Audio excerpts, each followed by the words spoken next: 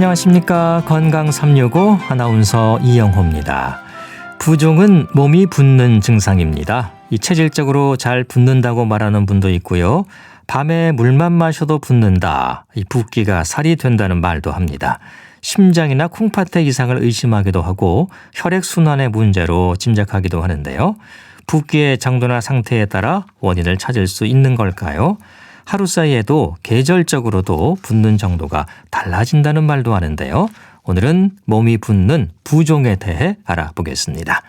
건강 365 박하라의 Sorry I'm a Lady로 시작합니다.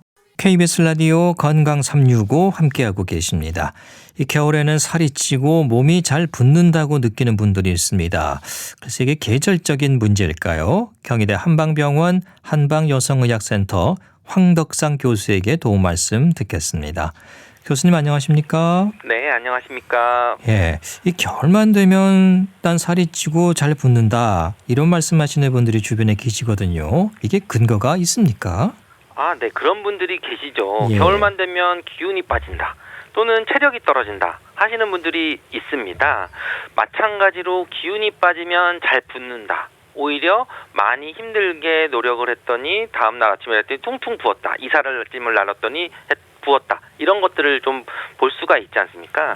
결국 이제 부종이라고 하는 원인, 붓는다라고 하는 원인들이 어떤 질환 때문에도 올 수 있지만 어떻게 보면 이제 오장육부의 그런 균형이라든지 기능에 따라서도 부종이 생길 수 있다는 관점에서 한의학은 보고 있는데 그런 관점으로도 이해를 할 수 있는데요.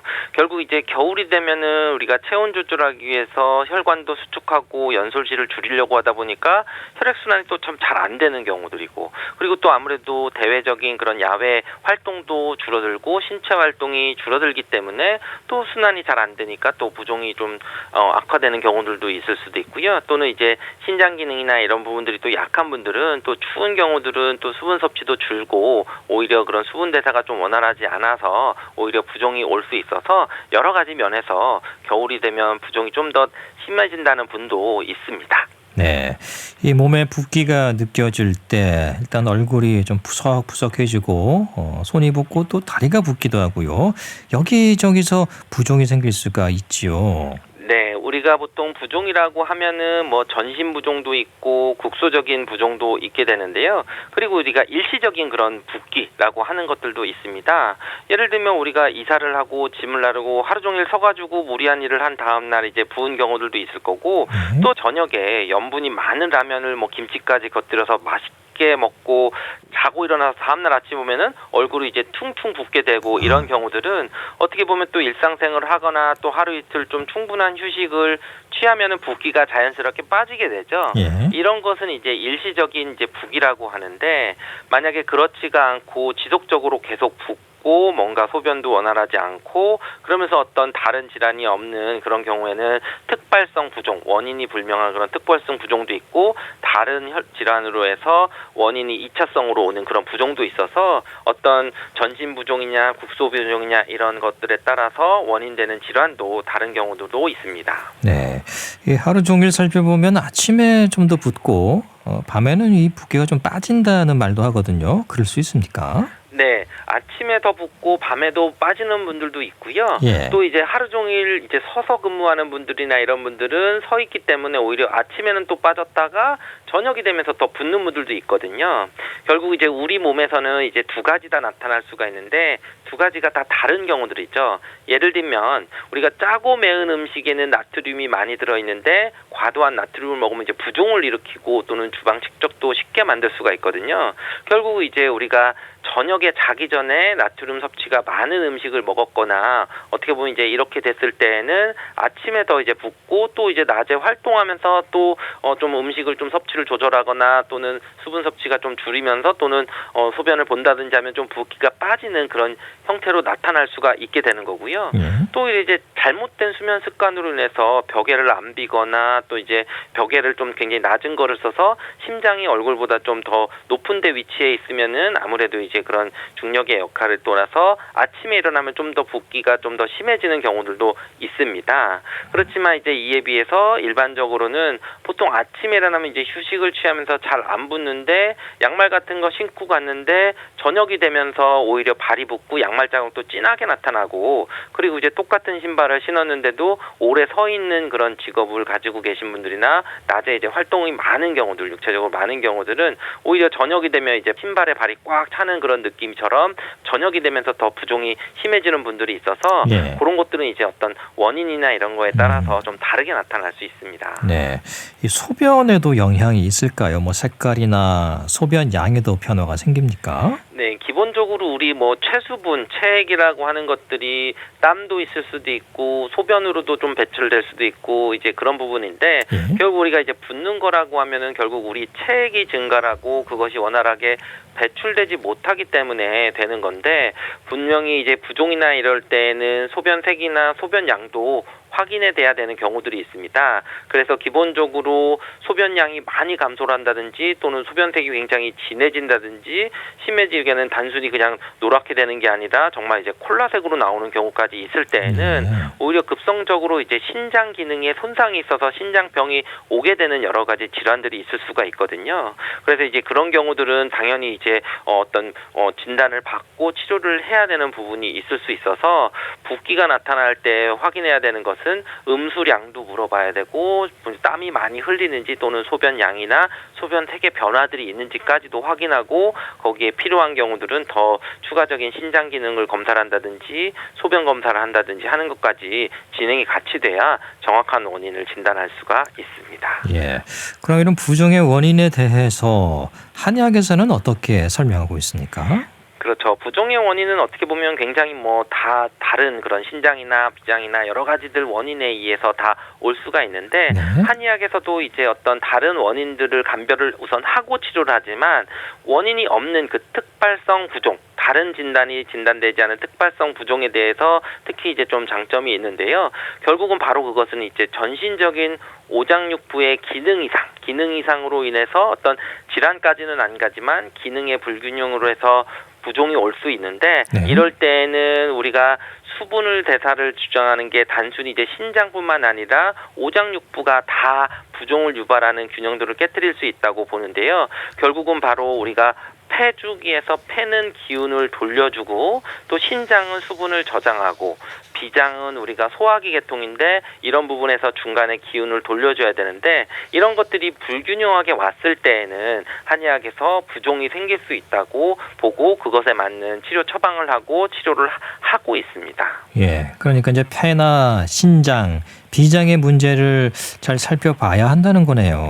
그렇죠. 기본적으로 뭐 오장육부가 다 문제가 생기면은 부종이 생길 수 있는데 그 중에서 이제 우리가 수분 대사와 관련돼서 얘기할 때는 특히 이제 폐랑 비폐, 신 또 삼초 이런 것들의 그 불균형으로 볼 수 있는데요. 결국 이제 폐 기능이 허해서 그러면은 보통 폐는 우리가 단순히 호흡만 한다는 게 아니라 기운을 돌려주는 근본이 돼서 그런 수분을 만들어주는 그런 원동력이 될 수도 있고요. 네. 그리고 비위 기능은 우리가 음식을 섭취하고 그중에서 수분을 뽑아내는 그런 비위 계통들의 그런 운행들을 조절할 수 있는데 그런 기능들을 또 주관할 수도 있고요. 그리고 신장은 인체에서 수액 대사를 전체적으로 촉진하고 남은 수액을 소변으로 배출하는 그런 역할을 하고 우리가 뭐 체력, 정력이라고 하는 부분까지도 신장 기능이 담당한다고 보는데 이런 부분에 있어서의 뭔가 균형이 빠지고 하면은 제자리로 수분이 있지 못하고 오히려 벗어나는 혈관 밖으로 벗어나거나 또는 장부 밖으로 벗어나기 때문에 부종이 되는 그런 원인들을 봐서 어떤 그런 치료 처방을 할 때 단순히 부종 자체뿐만 아니라 어떤 같이 나타나는 증상들이 폐에 관련되는 기능들이 떨어져 있느냐 비위에 가는 기능들이 떨어져 있느냐 신장 기능이 떨어져 있느냐에 따라서 약을 조절하면서 치료를 하고 있습니다. 네. 그러니까 이 폐와 비장, 신장 이 기능이 좀 조화를 잘 이루지 못할 때 생길 수가 있다는 거네요. 그렇죠. 기본적으로 이제 그럴 때 특발성, 특별히 원인이 없을 때, 물론 뭐 우리가 신부전이라든지 또는 이제 뭐 폐부종이 생긴다든지 이렇게 그 자체 장부 자체에서 생길 수도 있지만, 그렇지만 이제 한의학에서는 그런 원인들이 없을 때, 특발성 원인일 때 이런 기능들이 문제가 돼서 우리가 한약 처방에서도 쓸 때 그 부종에는 실비산이라고 해서 비위 기능을 좋게 하는 약, 또는 뭐 위령탕이라 그래서 위 기능을 좋게 하는 약, 또는 보중치습탁이라고 해서 비위 계통을 좋게 해줘도 습기를 다스릴 수 있다. 우리 몸에서 수분을 다스린다고 하는 처방들 이름이 있거든요. 예. 결국 이제 이러한 처방들의 이름만 봐도 작용하는 것이 비와 폐와 신장 기능을 보충하고 또 허한 것을 좋게 했을 때 우리 혈액순환이나 또는 수분 대사를 원활하게 해서 부종을 치료하는 그런 효과를 볼 수 있습니다. 예. 그 원인이 없는 부종도 있는 거고 이제 이렇게 특발성으로 불리는 경우라는 거죠. 그렇죠. 특히 이제 여성에게 흔하게 나타나는 부종들이거든요. 예. 뭐 검사를 하거나 해도 원인이 특별히 나타나지 않는데 계속 이제 붓는 것 때문에 좀 힘들고 또 이제 저녁만 되면은 굉장히 부어서 뭐 체중 변화도까지도 올 수가 있게 되는데, 결국은 이제 이럴 때는 수분과 염분의 대사에 관여하는 호르몬이 좀 원활하지 못하는 밸런스가 깨져 있다든지, 결국 이제 우리 몸은 이제 수분을 통과를 시키는 그런 혈관벽이 있는데 그 혈관벽이 이제 투과소가 또 커지거나 하는 것들이 본인의 컨디션이나 기운에 따라서 좀 바뀔 수가 있습니다. 예. 그러니까 어떻게 보면 우리가 똑같은 피부 붓는 것도 내가 컨디션 좋거나 괜찮으면은 좀 라면을 먹고 자도 안 붓지만, 내가 뭔가 감기 기운도 있고 여러 가지 컨디션이 떨어지면은 조금만 짜게 먹어도 굉장히 많이 붓게 되는데, 바로 이런 그런 수분에 대한 그 투과도가 좀 달라질 수 있게 되는 건데, 이런 것들이 특정하게 어떤 원인은 알 수 없지만 나타날 때 이제 특발성 부종으로 볼 수가 있는데요. 그리고 이런 것들은 특히 스트레스나 피로도가 심할수록 또 잘 나타나는 경우도 볼 수가 있습니다. 네. 그래서 이럴 때는 이제 꼭 체중 변화가 있는지, 부종이 어디 나타나는지, 또는 부종 부위가 어떤지, 그러면서 이게 악화되는 시기라든지 또는 주기성 또는 생리와 관련되는 주기가 있다든지 또는 어떤 다른 약물과 관련되는 복용 여부들을 좀 확인을 하면서 이제 다른 원인들을 배제를 하고 그것에 맞게 치료를 해야 되는 경우들이 많이 있습니다. 네. 이 붓는 모양새를 보면 어떻습니까? 몸의 일부가 붓기도 하지만은 전체가 붓는 전신 부종도 있지 않습니까? 맞습니다. 그래서 이제 부종을 나누면은 크게 보면 이제 전신 부종이냐 국소 부종이냐 이런 게 볼 수가 있고요. 예. 그리고 이제 그 우선적으로 전신 부종일 때는 여러 가지 질환들, 조금 더 그 나쁜 질환들이 좀 더 많이 있는 경우들이 많은데요. 예를 들면 이제 심장 질환, 뭐 우렬성 심부전이라든지 제한성 심낭염 또는 교착성 심낭염, 이 심장 질환들도 전신 부종이 나타날 수가 있고요. 또 이제 간 질환, 간경변이나 이럴 때도 부종이 나타날 수 있고, 또는 심부전이나 콩팥이 좀 나쁜 그런 콩팥증 같은 경우도 전신 부종이 나타나고, 갑상선 기능 저하증이 나타나도 되어 있고, 또는 영양실조라든지 뭐 빈혈이라든지 또는 저알부민 혈증이라든지 또는 악성 종양이라든지 또는 월경증 증후군이나 임신 중독증 또는 약물 이럴 때는 오히려 전신 부종, 그리고 좀 전에 말씀드렸던 특발성 부종인 경우, 원인을 모르는 경우에도 전신 부종이 나타나고요. 국소 부종은 이에 반해서 뭐 림프 부종이나 또는 만선 정맥 부종이나 점액 수종 또는 이제 부위별로 악성 종양이나 지방 부종 또는 노인성 하지 부종, 약물로 인한 부종들이 나타났을 때 국소 부종들이 나타날 수 있는 원인들이 될 수 있기 때문에 네. 부종의 양상, 어느 부위가 나타나는지에 대해서 살펴보고 우선 진료를 어느 쪽으로 할지, 진료가 필요한지 이런 것들을 좀 어느 정도 판단할 수도 있습니다. 네. 증상은 어떨까요? 이게 눈꺼풀부터 붓기 시작한다는 말도 하던데요. 그렇죠. 이제 자고 나면 이제 얼굴이 이제 붓는 경우들은 기본적으로 좀 전에 말씀드렸지만 짜게 먹고 자거나 어떻게 보면 이제 잠자는 그런 스타일이 좀 잘 못 되거나 할 때는 얼굴들이 좀 많이 붓는 경우들도 많이 있기 때문에 네. 이럴 때는 이제 저녁에 뭐 야식을 먹는다든지 이런 거를 좀 피해야 되는 경우들이고, 이럴 때는 이제 또 스트레스가 많은 여성들에게 또 많이 나타나는 그런 경우들이 좀 될 수도 있고요. 그리고 이제 갑상 갑상선 기능 저하증으로 나타나는 부종들은 이게 자고 일어나면 이제 잘 붓지만 오히려 이제 여름 되면 오히려 이제 추위도 잘 타고 피부도 거칠하면서 변비로 나타나는 경우들은 이럴 때는 또 눌러도 잘 들어가지 않는 그런 부종들을 볼 수도 있게 되는 것이고요. 네. 그리고 이제 굉장히 붓는데 손을 눌러서 이제 쑥쑥 들어가거나 소변량도 줄거나 이랬을 때는 오히려 신장 기능이나 간장 기능 다른 질환이 있을 수도 있기 때문에 그런 부분들도 좀 많이 봐야 될 수도 있고요. 그리고 하루 종일 직업적인 그런 생활 습관이라든지 직업적인 패턴들 하루에 동안 계속 서 있거나 움직임이 많은 뭐 예를 들면 이제 우리 간호사분들 같은 경우에도 굉장히 압박 스타킹을 많이 이제 이용을 할 정도로 하지 부종 다리 쪽이 많이 붓는 경우들이 많이 있어서 그런 여러 가지 양상들이 증상이 좀 다르게 나타날 수 있습니다. 예. 그 붓기뿐만이 아니고 다른 증상들도 동반할 수 있습니까? 네, 기본적으로 이제 붓기는 이제 전신 부종이냐 뭐 국소 부종이냐 이런 것뿐만 아니라 전체적인 이제 병력 청취나 신체 검사도 필요하고 필요한 경우들은 이제 부종이 이제 언제 어느 시기 아침에 더 심한지 저녁에 심한지 또는 어느 부위 또는 이게 얼마나 지속이 되는지 또는 어떻게 하면 이 부종이 빠지는지 또 악화되는지 또 이런 완화되는 것 또는 이제 약물 복용이나 이런 거를 봐서 오히려 이제 부종만 있는지 아니면 이제 부종과 함께 통증이 나타나는지 또는 이제 부종과 함께 소변이 좀 핍뇨가 생기거나 소변량이 준다든지 오히려 소화가 잘 안 된다든지 뭔가 이제 그런 여러 가지 부분들을 좀 같이 보면서 체크를 해야 부종의 원인들을 좀 진단할 수 있고 큰 병을 예방할 수 있습니다. 네. 이 부종으로 고생하시는 분들 보면요. 이렇게 싹 눌렀을 때 푹 들어가서 회복되기까지 시간이 좀 걸린다고 하는데요. 이 부종의 특징일 수 있을까요?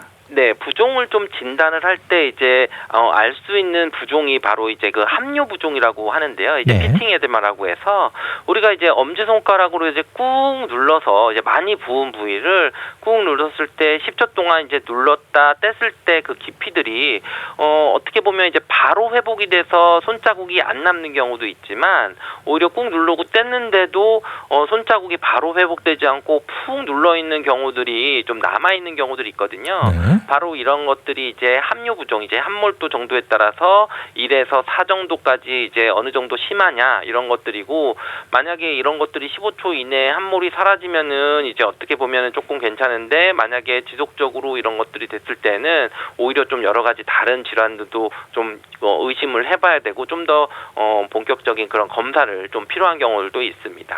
네. 이 부종을 증상으로 하는 질환이 많고 또 원인도 다양해서 진단 내리기가 쉽지 않을 것 같습니다. 진료실에서는 가장 먼저 어떤 부분을 확인합니까? 네, 기본적으로 이런 부종이 있을 때 어떻게 보면 검사를 받아야 될 거냐 말아야 될 거냐 이런 걸 본인들이 이제 자가 판단을 하기가 어려운 경우들이 있는데요. 예. 그런 것들을 이제 먼저 확인해 봐야 되는데 첫 번째로 이제 반지가 좀 꼭 끼는 경우들이 있고 그리고 아침에 눈 주변으로 좀 많이 붓는다. 그리고 구두가 이제 꼭 끼거나 그리고 누우면은 좀 기침이 나거나 오히려 숨이 차거나 하는 증상들 그리고 오전과 오후에 체중 차이가 1.4kg 이상으로 굉장히 뭐 많이 차이가 난다든지 그러면서 소변량도 감소를 하고 또 소변을 보기 위해서 오히려 자꾸 잠을 깨는데 뭔가 시원치 않을 때에는 오히려 좀 더 적극적인 그런 검사를 받아야 되는 경우들도 있고요. 또는 아까 이제 그 손가락을 눌렀을 때 회복되는 것들이 좀 10초 이상이 됐는데 15초 이상이 됐는데도 잘 돌아오지 않거나 이럴 때에는 오히려 함요 부종이나 있을 수가 있어서 다른 질환들도 좀 볼 수 있어서 이럴 때에는 정확한 진단을 하고 뭐 일반 혈액 검사뿐만 아니라 뭐 간 기능, 신장 기능 또는 소변 검사 또는 전해질 검사 또는 우리 가슴 흉부 엑스레이, 폐 엑스레이 검사라든지 갑상선 검사 같은 여러 가지 검사를 하신 다음에 그런 원인들을 찾는 것이 중요할 수 있습니다. 네. 그러니까 이제 원인 치료가 우선이라는 건데요. 치료법은 다양합니까? 어떤가요? 그렇죠. 부종 자체를 치료하는 거는 어떻게 보면은 뭐 우리가 소변을 잘 나가게 해준 이뇨제를 쓴다고 하는 게 가장 기본이 될 수도 있죠. 네. 그런 면에서는 섭취하는 수분이 얼만큼 섭취를 하고 내가 하루에 소변을 보거나 땀으로 배출하는 그런 것들이 균형이 맞느냐 이런 거에 따라서 섭취하는 것들을 좀 제한을 한다든지 또는 이제 짜게 먹는 염분 같은 거를 제한을 하는 시기를 한다든지 하는 것들 또는 이제 침상을 안정을 해서 굉장히 좀 쉴 수 있게 해주거나 또는 이제 압박 스타킹을 하거나 좀 압박을 해서 오히려 붓는 거를 예방하는 방법들이 굉장히 1차원적으로 할 수가 있는데요. 그렇지만 이런 것은 이제 일시적인 붓기라든지 또는 특발성의 원인이 없는 부종 같은 경우는 돼 있지만 만약에 어떤 근본적인 원인 질환, 예를 들면 뭐 신장에 문제가 있다든지 간장에 문제가 있다든지 또는 심장 자체의 질환들이나 있거나 또는 폐에 문제가 있다든지 하는 그런 원인 질환들은 단순히 붓기를 빼는 이뇨제만을 쓰거나 그런 압박 스타킹이나 또는 수분 제한뿐만 아니라 근본적으로 그 해당 질환을 치료하지 않으면은 이런 부분들은 계속 악화되고 더 심해질 수가 있기 때문에 주의하셔야 되는 경우도 있습니다. 네. 원인 치료와 함께 또 특발성도 그렇고 스트레스도 작용할 것 같습니다. 일상생활 습관에서도 부종을 다스리는 노력이 필요하지 않을까 싶은데요. 네, 기본적으로 이제 붓기를 할 때는 원인 질환을 치료하고 그런 부분과 더불어서 당연히 이제 먹는 생활 습관이나 수분 섭취하는 것들에 대해서 주의를 하셔야 되는데 예. 특히 이제 오후에 잘 붓는 경우는 간혹 이제 다리를 높게 올려주거나 또는 다리를 움직여주는 스트레칭을 해주는 것이 굉장히 중요하고요.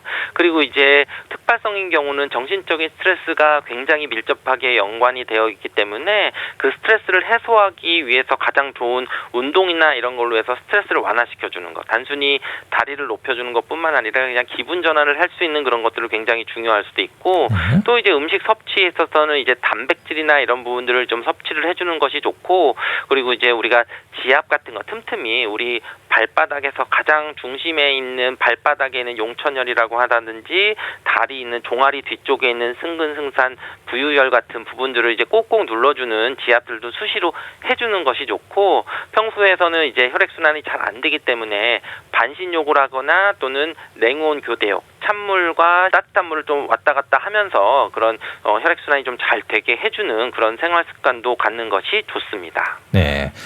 싱겁게 음식을 먹어야 할 것 같은데요. 식습관에서도 살펴야 할 부분들이 분명히 있겠죠. 그렇죠. 이제 붓기도 이제 가장 중요한 건 어떤 특정 음식을 먹는 게 중요한 게 아니라 소금 섭취를 제한하는 것이 굉장히 중요합니다. 예. 뭐 우리나라에서 대표적으로 국민건강영양조사 결과를 봐도 우리나라는 뭐 세계적으로 소금 섭취량이 많아서 일반적인 WHO 권고량보다 2배 이상 짜게 먹는 것인데 특히 이제 이런 부분들을 보면 붓는 분들이 보면 본인들은 짜게 먹지 않는다고 잘못 인식하는 경우들이 많은데요. 그 원인들을 보면 바로 국이나 찌개류입니다. 그러니까 아무리 싱겁게 느껴지는 국이나 찌개류도 그 많이 먹게 되는 뭐 밥을 말아 먹거나 하면은 싱겁게 느껴지지만 사실은 그 염분 섭취량은 굉장히 많이 있을 수 있거든요. 네. 결국 이제 국이나 찌개류, 국물 위주로 되는 거는 다 피하시는 게 좋고 뭐 장아찌나 젓갈이나 뭐 자반 같은 염장류의 그런 식품들은 좀 줄여서 그런 싱겁게 먹는 것이 굉장히 중요하고 그리고 또 이제 더불어서 오히려 이제 잘 붓기 때문에 수분 섭취를 너무 평소에 낮 시간에는 너무 줄여버리면은 오히려 또 수분 대사가 좀 원활하지 않기 때문에 적절한 수분 섭취를 하는 것도 중요한 방법일 수 있습니다. 네. 팥이 붓기를 빼는데 좋다는 말이 있어서인지 그 팥밥이나 콩밥이 좋다는 말도 있던데요. 그렇죠. 물론 다른 뭐 치료를 하시면서 조금 도움이 될 수 있는 게 이제 팥이나 어떤 이런 부분들이 이제 바나나나 이런 것들이 좀 나트륨을 배출해주는 칼륨들이 많아서 오히려 이제 뭐 붓기에 좀 도움이 될 수 있다고 하는데 오해하시면 안 되는 것이 이제 이런 것은 단순히 조금 보조적인 그런 음식일 수가 있고 만약에 다른 원인 질환이 있어서 오는 붓기가 있다면은 그것은 단순히 팥밥이나 콩밥 가지고는 해결이 안 되는 경우들도 많이 있기 때문에 이런 것만 너무 이제 전적으로 의지하시면은 안 되는 것을 좀 말씀드립니다. 네. 수분 섭취도 중요하다고 말씀해 주셨는데요. 물을 어느 정도 마셔야 할지 적당량이라는 게 있을까요? 네, 보통은 이제 물은 하루에 뭐 1.5에서 2리터 정도 마시는 것이 좋다고 이제 얘기를 하게 되는데요. 그렇지만 우리가 질환에 따라서 만약에 갑상선 기능 저하라든지 뭐 간경화라든지 또는 뭐 신장 기능이 문제가 있는 신부전이라든지 이런 분들은 수분 섭취를 좀 줄여야 되는 특히 이제 국물류나 짠 그런 음식들을 줄여야 되는 경우들도 있고요. 그렇지만 오히려 이제 뭐 방광염이 있다든지 요로감염이 있다든지 이런 경우들은 오히려 오히려 좀 붓지만 오히려 수분 섭취를 좀 충분히 해줘야 되는 분들도 있고, 또는 뭐 고혈압이나 뭐 당뇨가 있는 분들도 오히려 뭐 잘 붓더라도 움직이고 운동을 하면서 땀을 흘리는 만큼 또 수분 섭취를 좀 잘 해줘야 되는 분들이 있기 때문에 그 내가 해당 질환들의 원인들 또는 갖고 있는 그런 복용하는 약들, 예를 들면 뭐 이뇨제를 계속 먹고 있는데 수분 제한까지도 너무 하면 오히려 좀 몸은 더 힘들어 하시는 분들도 있어서 그런 것들 여러 가지를 고려를 해서 섭취를 적절히 하시는 것이 좋습니다. 네, 그 녹차가 붓기를 빼준다는 말도 있던데 괜찮을까요? 네, 기본적으로 이제 차 종류 뭐 또는 커피 종류, 뭐 홍차 종류 이런 것들은 어느 정도 이뇨작용이 또 있습니다. 그리고 이제 녹차에 따르면 이제 카테킨이라고 하는 것들이 이제 그런 수분 대사를 좀 줄이거나 하는 것들도 있어서 그런 부분들은 어떤 그런 이뇨제급은 아니지만 기본적으로 수분 대사를 원활하게 해주는 그런 보조적인 기호식품으로 이해를 하시고, 아까 말씀드린 것처럼 어떤 질환을 치료하는 그런 목적으로 녹차만으로 붓기를 치료한다 이런 것은 좀 조심하셔야 되는 그런 부분일 수 있습니다. 네, 알겠습니다. 오늘 도움 말씀 잘 들었습니다. 경희대 한방병원 한방여성의학센터 황덕상 교수와 함께했습니다. KBS 라디오 건강 365 함께하고 계십니다. 태진아의 미안해 듣고 계속 이어갑니다. KBS 라디오 건강 365 함께하고 계십니다. 주말에 건강 책 정보 북칼럼니스트 홍순철 씨 자리했습니다. 안녕하십니까? 네, 안녕하세요. 네, 오늘 소개해 주실 책의 제목이 미스 빌리프입니다. 미스 빌리프. 이성적인 사람들이 비이성적인 것을 믿게 되는 이유, 이렇게 풀이가 되어 있네요. 그렇습니다. 요즘 현대 사회를 위협하는 여러 가지 요소 가운데 가짜 뉴스, 예. 가짜 정보, 그리고 잘못된 신념, 음모론 이런 것들을 꼽을 수가 있는데요. 왜 우리가 그런 것들에 빠져들게 되는가를 지적하고 있는 책입니다. 네. 그런 이야기들이 많이 있죠. 예를 들어서 코로나19가 뭐 애초에 중국의 어느 실험실에서 생물 무기로 만들어졌다. 예. 또는 세계 각국의 정부가 외계 생명체의 증거를 은폐하고 있다. 또 미국의 달 착륙은 나사가 영화 제작 스튜디오에서 연출했던 가짜다. 그리고 9.11 테러는 빈라덴이 아니라 미국 정부가 스스로 벌인 일이다. 아마 이런 이야기들 누구나 한 번쯤 들어봤을 겁니다. 다 가짜 뉴스들인데요. 예. 그런데 이런 이야기를 처음 들으면 말도 안 된다라고 생각을 하고 에이 가짜야 라고 코웃음 치면서 넘겨요. 그런데 자꾸만 이런 이야기가 여러 사람들로부터 반복적으로 들려온다면, 그리고 내가 정말 믿고 신뢰하는 사람이 이 이야기가 진짜라고 나한테 이야기해 준다면 네. 아마 우리의 생각은, 우리의 믿음은 조금씩 달라지기 시작할 겁니다. 사실상 우리의 생각과 판단 그리고 인지 능력은 나 스스로의 것이 아니라 주변의 영향을 많이 받는다라고 이야기할 수 있는데요. 이 책은 가짜 뉴스가 오늘날 생겨난 최신 발명품이 아니다라고 이야기를 해요. 그래요? 예전부터 이런 가짜 뉴스들은 많이 있었습니다. 예를 들자면 예. 로마의 네로 황제가 죽지 않았다. 당시에 이런 유언비어가 그 있었거든요. 당시에. 그리고 영국의 엘리자베스 1세가 사실은 남자였다라는 소문도 있었습니다. 예.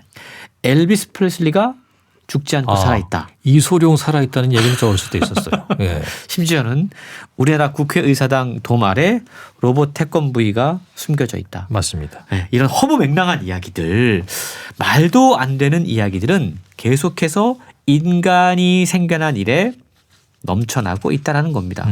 왜 사람들은 시공간을 뛰어넘어서 이렇게 쉽게 가짜 뉴스를 믿고 그 잘못된 믿음에 의해서 행동하고 있는 걸까? 이 책이 분석해보고 있는 겁니다. 예. 그러니까 왜 사람들이 이런 가짜 뉴스를 믿게 되는 것일까? 예. 보면 증거를 막 들이대요. 그렇죠. 예.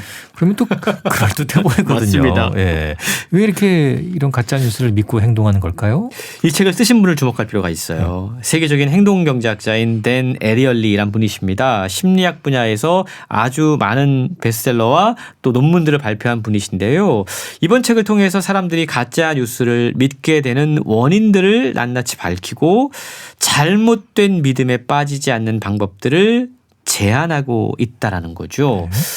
우리 주변에 보면 잘못된 신념에 빠진 사람들이 많이 있습니다. 확증 편향이라고 이야기하는데 이런 분들은 나는 옳고 너는 틀렸어.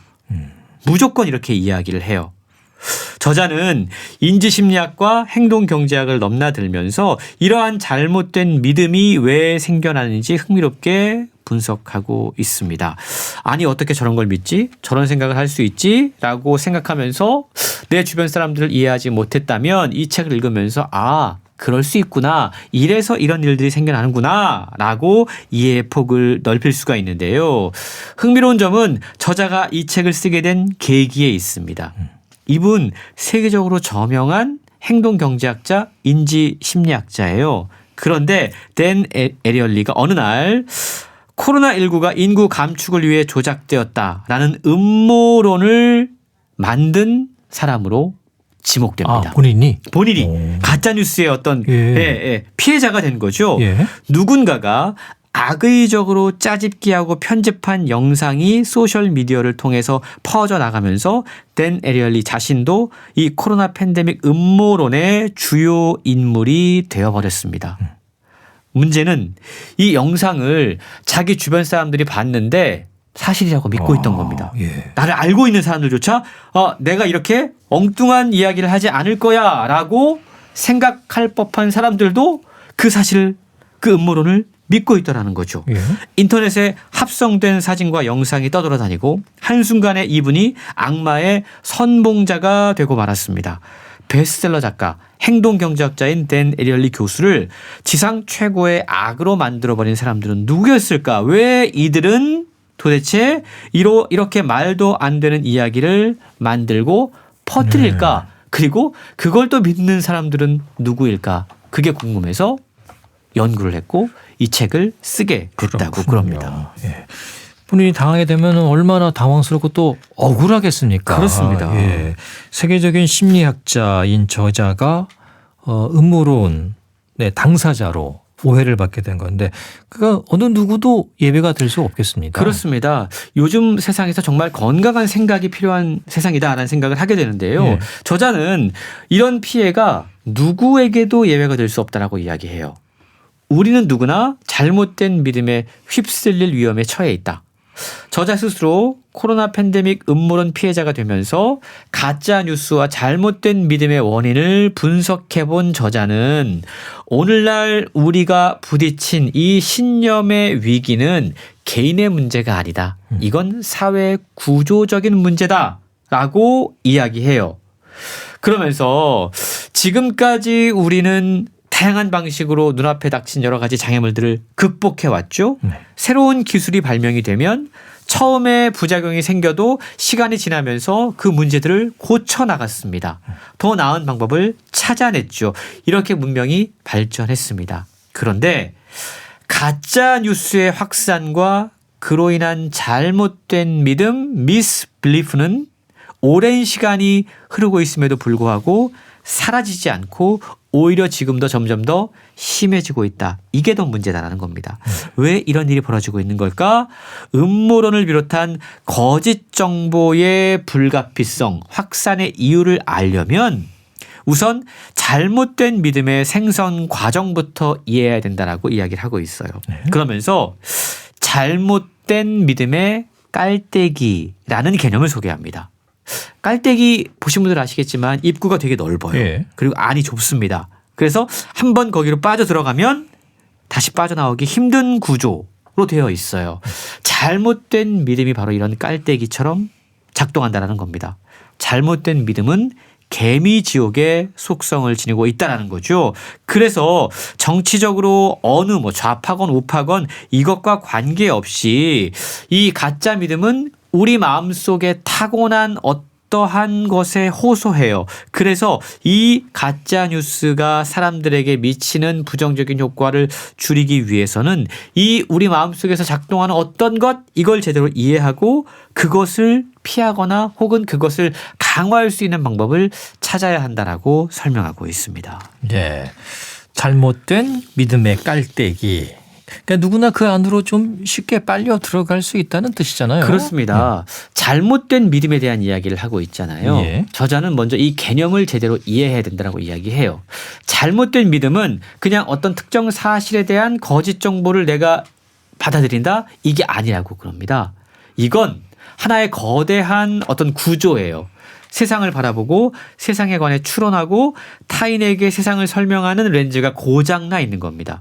관점이 잘못되어 있는 거죠. 잘못된 심리적인 사고방식입니다. 그래서 이 잘못된 믿음이 하나의 상태가 아닌 일종의 깔때기에 빠져들어가는 일련의 과정이다라고 이야기를 하고 있는데 저자는 이렇게 잘못된 믿음에는 4가지 요소가 있고 이런 것들이 단독적으로 또는 복합적으로 나타난다라고 이야기하고 있습니다. 4가지 요소는 심리적인 요소, 인지적인 요소, 성격적인 요소, 사회적인 요소예요. 첫 번째 잘못된 믿음의 시작점이 바로 이 심리적인 요소입니다. 감정적인 요소죠. 그게 바로 스트레스입니다. 사람들은 그저 마음이 한결 편해진다라는 이유 때문에 어떤 음모론을 믿는다고 그래요.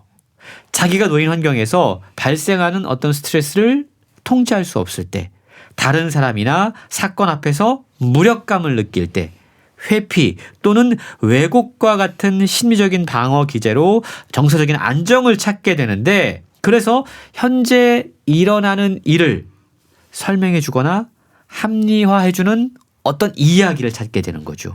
그리고 반대로 비난을 퍼부을 대상을 찾게 되는 거죠. 그래서 잘못된 믿음에 빠지게 된다는 겁니다. 책은 잘못된 믿음은 일종의 강박장애와 비슷하다라고 이야기를 하고 있는데, 손을 강박적으로 씻는 행동을 통해서 어느 정도의 위안을 찾는 것처럼 잘못된 믿음에 빠진 사람도 세상에서 일어나는 나쁜 일들에 대해서 비난할 대상을 찾아서 사람을 찾아서 그들을 비난하고 뉴스를 만들어내고 그러면서 위안을 찾고 있다. 이걸 우리는 알아야 된다라고 이야기하는 겁니다. 네. 잘못된 믿음의 4가지 요소. 첫 번째가 이제 스트레스라는 거군요. 그렇습니다. 네. 그다음은 뭡니까? 스트레스를 많이 받으면 잘못된 믿음에 빠질 가능성이 커진다. 네. 두 번째 인지적 요소인데요. 확증 편향입니다. 인간은 기본적으로 결함투성이라는 거죠. 우리가 한 방향으로 나아가도록 동기를 부여받을 때 확증 편향이 시작이 됩니다. 그리고 우리는 내가 원하는 목표, 내가 원하는 결론에 도달하기 위해서 자꾸만 어떤 이야기들을 만들어내려고 하는 속성을 갖고 있어요. 음모론은 사람들의 이러한 인지적인 편향을 악용하도록 복잡한 구조로 설계되어 있다라고 책은 지적하고 있습니다. 세 번째 요소도 중요한데요. 예. 성격적 요소입니다. 이게 가만 보면 유독 깔때기 안으로 잘 빨려 들어가는 사람들이 있습니다. 잘 믿는 사람들이 있죠. 성격이 있어요. 그러니까 개인에 따른 성격적인 차이가 어떤 핵심적인 역할을 할 수 있다는 거죠. 특정한 성격적인 특징을 가진 사람들이 세상에 대한 거짓 이야기를 받아들이는 경향성이 상대적으로 높다고 그래요. 예컨대 자기 스스로 되게 위대하다, 뛰어나다, 잘났다라고 생각하는 이 나르시시스트가 음모론에 취약하다고 그럽니다. 예. 자신이 받아야 할 관심, 인정을 받지 못할 때 그 책임을 엉뚱한 사람에게 돌리는 거죠. 어떠한 다른 요소를 찾아내는 거죠. 예. 마지막 요소가 바로 사회적 요소입니다. 책은 이걸 부족주의라고 이야기하고 있는데 이단이나 사이비에 빠지는 구조하고 상당히 유사한 거죠. 우리가 사회적 인간이라고 이야기하잖아요. 우리는 계속해서 주변 환경에 영향을 받게 됩니다. 앞서 이야기했던 것처럼 처음에는 말도 안 되는 이야기였는데 내 주변에 한 사람, 두 사람, 세 사람이 그 이야기를 자꾸만 하고 내가 믿을 만한 사람이 그 이야기를 나에게 들려주면 그게 사실인가 싶습니다. 강력한 사회적인 힘은 사람들의 마음을 바꾸고 사람들을 특정한 경로로 이끌고 그 사람들이 같은 잘못된 믿음을 가진 사람들 사이에 계속 머물도록 하고 심지어 잘못된 믿음을 극단적인 행동으로 몰아가도록 유도하고요. 한 번 빠지면 탈출하기 힘들어지는 게 바로 잘못된 믿음의 특징이라고 그럽니다. 네. 잘못된 믿음의 네 가지 요소. 첫 번째 스트레스, 두 번째가 확증, 편향, 그리고 세 번째 성격적 요소도 있고 사회적 요소도 있다. 그렇습니다. 네 가지를 이렇게 체계적으로 제시를 했네요. 네. 이게 또 한 번 빠져들게 되면 좀처럼 탈출하기가 어렵다는 것. 그것도 문제죠. 그렇습니다. 지금 우리가 어떤 시대에 살고 있는가를 한번 살펴볼 필요가 있을 것 같아요. 예. 건강한 생각이 중요하다라고 말씀을 드렸는데 지금 우리는 거짓을 욕망하고 거짓 정보가 쏟아지는 탈진실의 시대에 살고 있습니다. 그리고 이러한 가짜뉴스의 피해가 어마어마해요. 대중들의 신뢰를 무너뜨리고 공동체 분열을 일으키는 심각한 폐해를 낳고 있습니다. 최근에는 소셜미디어를 통해서 이런 것들이 더욱더 빠르게 확산하고 사회 분열과 양극화까지 조장하고 있다는 거죠. 네. 어디 이것뿐입니까? 요즘 인공지능을 통해서 딥페이크 같은 가짜 영상들을 손쉽게 만들 수 있는 시대에 우리가 살고 있다는 겁니다. 예. 저자가 반복적으로 강조하는 것처럼 거짓 정보와 잘못된 믿음은 단순한 개인의 판단 실수가 아니다. 이건 복합적인 사회 현상이다라는 걸 우리가 기억해야 된다는 겁니다. 인간의 심리적인 취약성을 파악한 세력들은 자신들의 목표를 달성하기 위해서 계속해서 그럴듯한 가짜 정보들을 퍼뜨릴 겁니다. 가짜 뉴스를 제조하고 공급하는 세력들에게 어떻게 대응할 것인가 고민해야 되는 시점인데요. 저자는 기술이 발전해서 온갖 그럴듯한 가짜 뉴스들이 만들어지고 그런 것들이 빠르게 확산해서 우리 주위를 맴돌고 우리의 정신 건강을 위협한다고 하더라도 예. 우리가 잘못된 믿음에 앞서 이야기했던 네 가지 요소를 올바르게 인식할 수 있다면 잘못된 믿음의 유혹에 넘어가지 않을 수 있다. 라고 이야기하고 있는데요. 그러니까 누군가 어떤 이야기를 했을 때 그 사람이 지금 혹시 너무 많은 스트레스를 받고 있는 게 아닐까? 예. 첫 번째 요소가 스트레스였잖아요. 또는 그 사람이 혹시 어떤 확증 편향에 빠져 있는 것이 아닐까? 예. 또는 그 사람이 성격적으로 그런 이야기를 잘 믿을 수밖에 없는 사람이 아닐까? 또는 저 사람이 혹시 어떤 공동체 안에서 그런 믿음을 주입당하고 있는 것이 아닐까? 생각해 볼 수 있다는 거죠.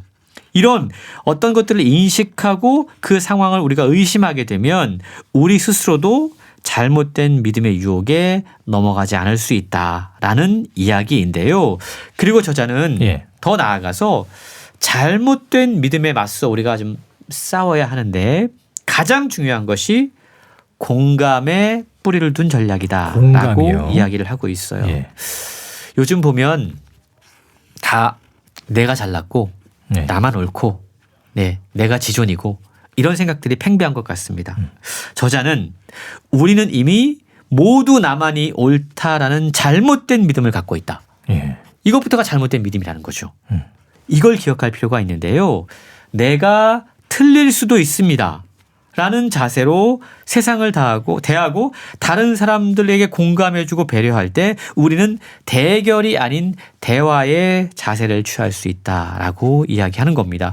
이렇게 되면 서로를 이해하고 공감하는 열린 마음을 지닐 수가 있고 이 열린 마음이 가짜 믿음과 신념에 빠져들지 않을 수 있는 가장 최고의 해독자가 될 수 있다라고 설명하고 있는 겁니다. 예.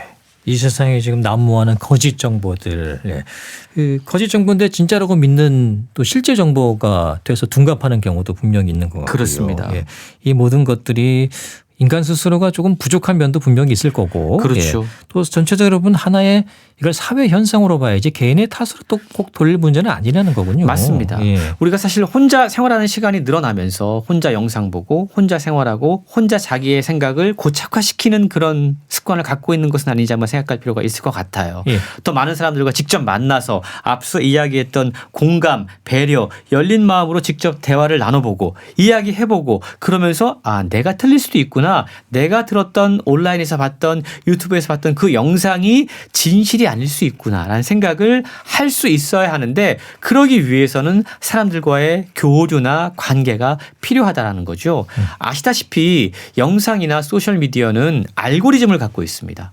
우리가 하나를 보면 계속해서 그것을 확증시키는 고착화시키는 다른 영상들을 그렇죠. 계속 올려주거든요. 예. 우리는 그걸 계속 보면서 이게 진실인가 보다라고 생각하는 거죠. 그게 잘못됐다라는 건데요. 어떠한 잘못된 정보를 입수할 때 그것이 맞는지 확인하려면 나와 다른 사람들과의 교류, 만남을 통해서 예. 그것들을 확인해보는 습관, 이것도 중요할 것 같습니다. 네, 결국 이제 해답은 공감, 대화. 이렇게 어떤 그 온라인 공간에서만 만나는 것이 아니고 그렇죠. 실제적인 만남을 통해서 이런 잘못된 것들을 좀 바로 잡아갔으면 좋겠습니다. 자, 미스 필리프 함께했습니다. 고맙습니다. 고맙습니다. 북칼럼니스트 홍순철 씨였습니다. KBS 라디오 건강 365 김건모의 미안해요 들으면서 모두 마치겠습니다. 아나운서 이영호였습니다. 고맙습니다.